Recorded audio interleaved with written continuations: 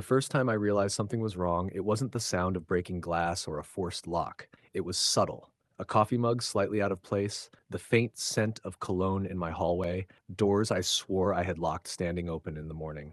At first, I thought I was losing my mind. Maybe I'd been careless. Maybe fatigue was playing tricks on me. But when it kept happening, night after night, that's when it hit me. Someone was coming into my house. Before we dive in, comment which country you're watching from. Let's see how far this story travels. At night, I started sitting awake in the living room, lights off, just listening. And sure enough, the creaks of the floorboards would give him away. A man, dressed in black tactical gear, vest stamped HOA Cop, strolling into my home like he owned it. He didn't break things or steal anything big. No, it was worse. He looked around, checked my papers, inspected my belongings, as if he was there on some official business. Then he'd leave quietly, like it was routine. That shook me more than a burglar would have. A burglar wants your valuables. But this guy, he wanted control. I did the right thing at first. I went straight to the HOA office the next morning. Their president, Linda Powers, sat smugly behind her desk, sipping her iced latte like nothing in the world could touch her. She was known around the neighborhood for being sharp-tongued and untouchable, a Karen in every sense, only dressed in power suits instead of yoga pants. I told her flat out, one of your so-called HOA cops keeps breaking into my house. I've seen him. Her smile chilled. Oh, that would be Officer Dale, she said. He's part of our community enforcement unit. If he's entering your home, I'm sure he had a reason. Maybe you left something unsafe. Maybe you violated a regulation. You really shouldn't make a fuss about it. My fists clenched under the table. A reason? To come into my locked home without permission?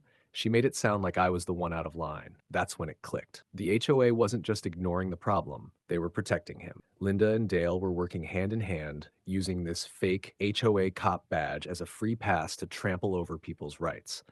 Let's be blunt about the law. An uninvited adult entering your home can be criminal. Most states outlaw criminal trespass, unauthorized entry onto another's property, and breaking and entering with intent to commit a crime. Impersonating a law enforcement officer or attempting to gain authority by wearing a badge is also a crime under many statutes. Impersonation of a public servant, peace officer. Those aren't HOA powers, they're criminal offenses. I told Karen flat he had no right. She shrugged.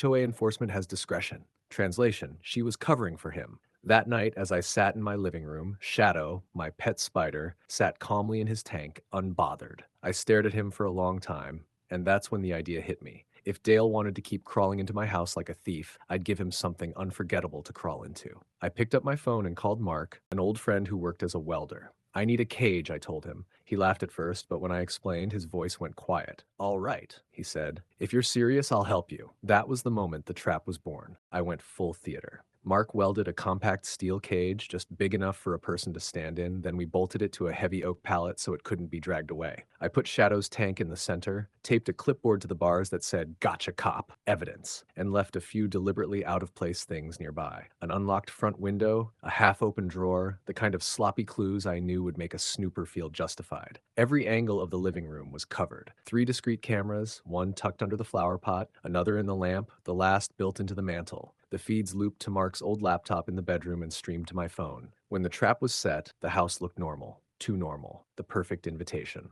Dale came like clockwork. He didn't try to be furtive. That was part of why I hated him. The swagger, the little ritual. At 2:07 a.m., the yard light flicked on. I watched from the darkened couch, phone cupped to my ear like a rifle scope. He padded up the porch in black tactical gear with HOA Cop in block letters across his vest, badge glinting under the lamp. He knew the landings, the weak points. He'd been practicing this route. He slipped through the unlocked side window and moved straight to the living room, fingers brushing over the mantel as if checking for subpoenas. He glanced at Shadow's tank and a pleased little smile creased his face. Finally, he muttered, stepping toward the cage. That was my cue. I didn't flinch. My thumb found the remote I'd taped under the coffee table. One click, and the bolt slammed home. The heavy latch dropped with a sound like a gavel. Dale's smile froze. He rattled the bars, then started pounding hard, calling out, "Open the cage! I'm HOA Cop! Let me out!" I stepped from the shadows, smiling. HOA Cop? There's no such thing. You broke into my house. I pointed at my camera, recording.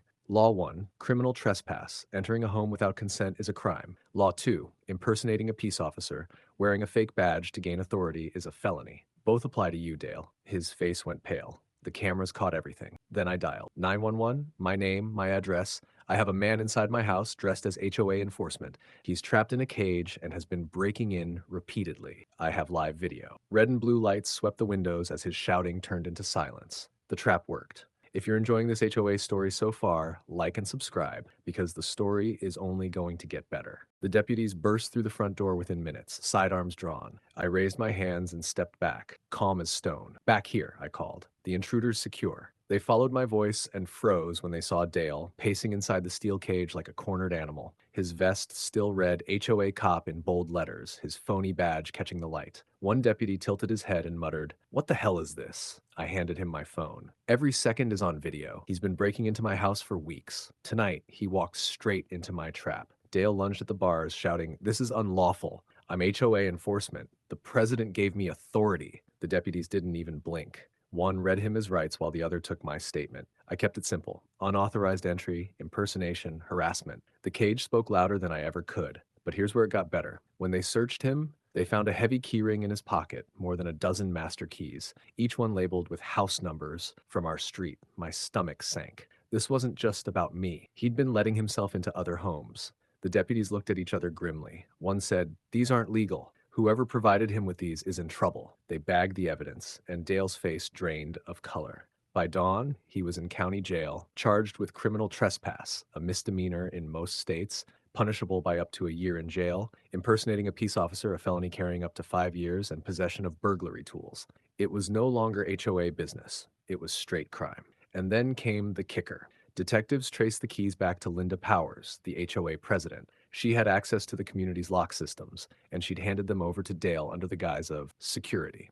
Only it wasn't security at all. Turns out he'd been stealing packages, tools, and valuables from garages and porches, then flipping them online. My house was just his playground. Everyone else had been his victims, too. At the next HOA meeting, deputies walked in and cuffed Linda in front of the whole board. She shrieked, "You can't arrest me. I'm the HOA president." One deputy replied flatly, "Ma'am, the HOA doesn't issue badges, and it doesn't hand out arrest powers." The charges piled up: conspiracy, criminal facilitation, and misuse of HOA authority. Meanwhile, I filed a civil suit on behalf of myself and several neighbors for invasion of privacy, negligence, and emotional distress. Damages? Nearly $800,000. Dale pled guilty, hoping for leniency. Linda fought, but with the stolen property trail and the master keys and evidence, she never stood a chance. The judge didn't hold back. Homeowners associations are not governments. They cannot impersonate law enforcement, and they cannot breach private homes. This was abuse of trust. When the gavel fell, Dale was sentenced to 6 years in state prison. Linda got 2 years, plus a fine that bankrupted her. My civil case is still pending, but every neighbor knows the outcome's already written. For once, justice wasn't a theory. It was a cage, a set of stolen keys, and a courtroom full of neighbors who finally saw the truth. From that day on, the neighborhood finally slept easy because the so-called HOA cop wasn't prowling our homes anymore. He was locked behind real bars where he belongs. The end.